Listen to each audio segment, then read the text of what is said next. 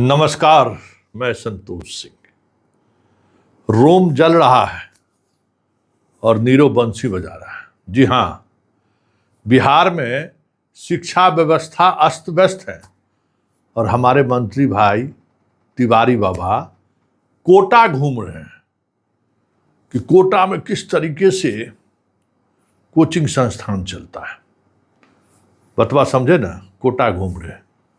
बागेश्वर बाबा के शरण में जाकर पता नहीं कौन सा पाप काटने गए थे लोग। अमूमन लोग कोई पाप, कुछ पुराना हिसाब किताब जब गड़बड़ होता है ना, तो लोग कहते हैं कि लोग भगवान के दरबार में जाते हैं।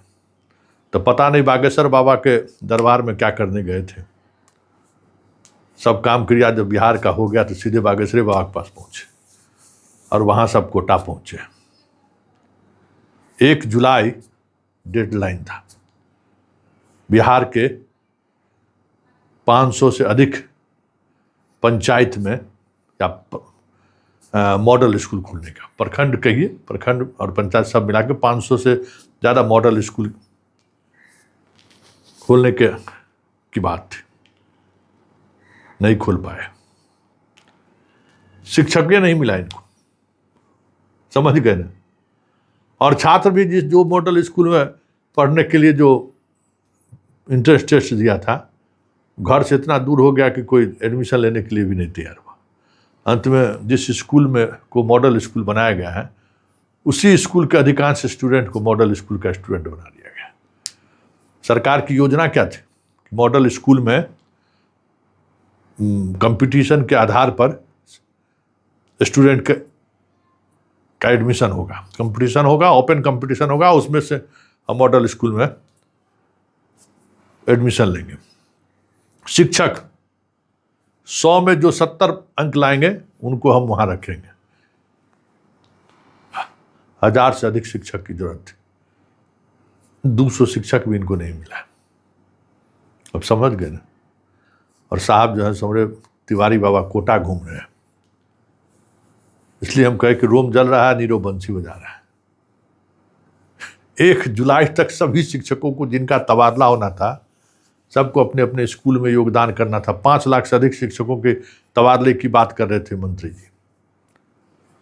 अभी तक पोर्टल कंप्लीट नहीं हुआ है, इस वजह से तबादला की प्रक्रिया भी शुरू नहीं हुई है। बतवा समझे ना। और जो रेशनलाइजेशन किए हैं अगर वो रेशनलाइजेशन लागू कर दिया जाए तो 2 लाख मास्टर को तो छुट्टी दे देना चाहिए। प्राइमरी विद्यालय में जिस तरीके से इन्होंने रेशनलाइजेशन में जिस तरीके से शिक्षक की सिटिंग अरेंजमेंट किया है, मतलब कितना छात्र पर कितना शिक्षक, छात्र पर शिक्षक, मतलब क्लास पर नहीं, छात्र पर शिक्षक। तो 2 लाख शिक्षक को दूसरे विभाग में कहीं एडजस्ट करना होगा या नहीं तो छुट्टी दे देना होगा। रेशनलाइजेशन का काम भी अभी तक अधूरे है। रेशनलाइजेशन के आधार पर होना चाहिए था ना। 14,000 ऐसे स्कूल हैं जहां छात्र अनुपात से ज़्यादा शिक्षक, सरप्लस शिक्षक। शहरी क्षेत्र का हाल तो और बुरा है, तो कम से कम उसको तो गांव के इलाके में भेजते। कुछ नहीं, सब कुछ ठंडा वास्ता में। साहब कोटा अभी घूम रहे हैं बाबा, समझ गए। रेशनलाइजेशन का कहानी भी वही स्थिति है, मॉडल स्कूल वही स्थिति है।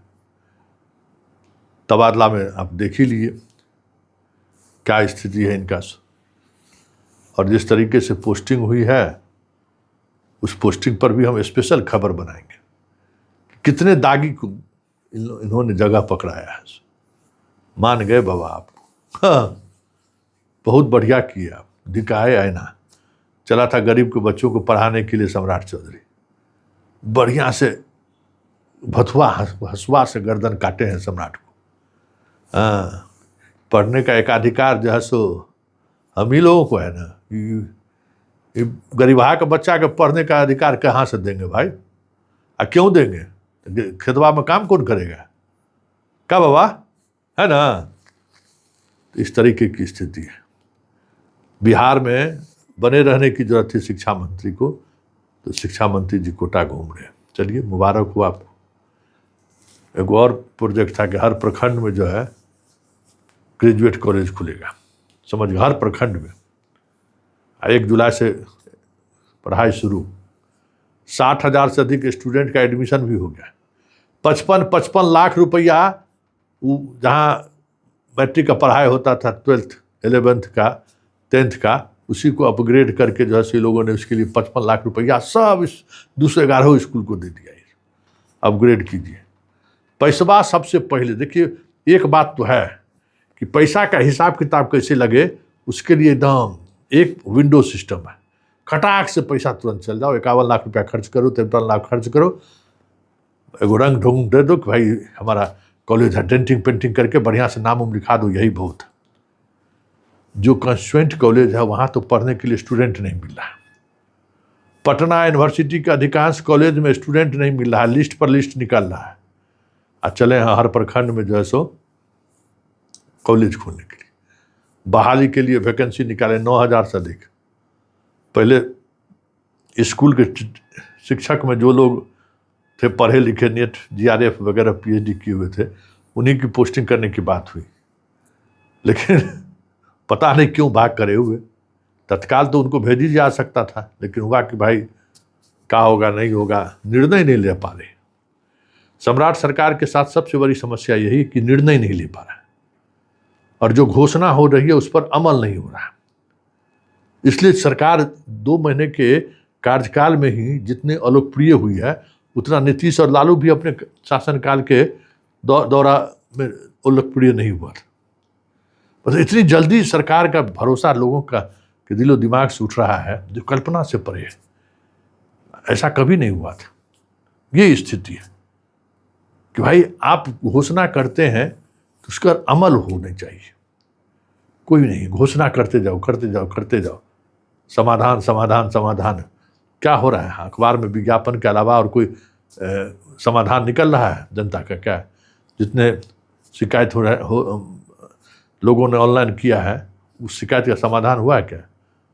अब तो हर मंगलवार को होगा, अखबार के फ्रंट पेज पर विज्ञापन देखिए, एकदम पूरा विज्ञापन लहरा रहा है। लेकिन सबको पता है कि रिजल्ट क्या होना है। लोगों ने देखा है ना कि सब कुछ ऑनलाइन है, जो आवेदन दिया सबको करता, हाँ हो गया, कंप्लायंस हो गया, कंप्लायंस हो गया। अब जनता क्या करे?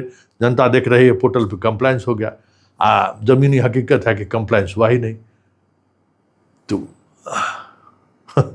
नीतीश कुमार का जनता दरबार, जनता के दरबार में मुख्यमंत्री का कंसेप्ट कुछ और था, और उसी कंसेप्ट में उन्होंने एक एक्ट बनाया, राइट टू सर्विस एक्ट, जिसके सहारे हर अनुमंडल में लोक शिकायत का केंद्र खोला गया।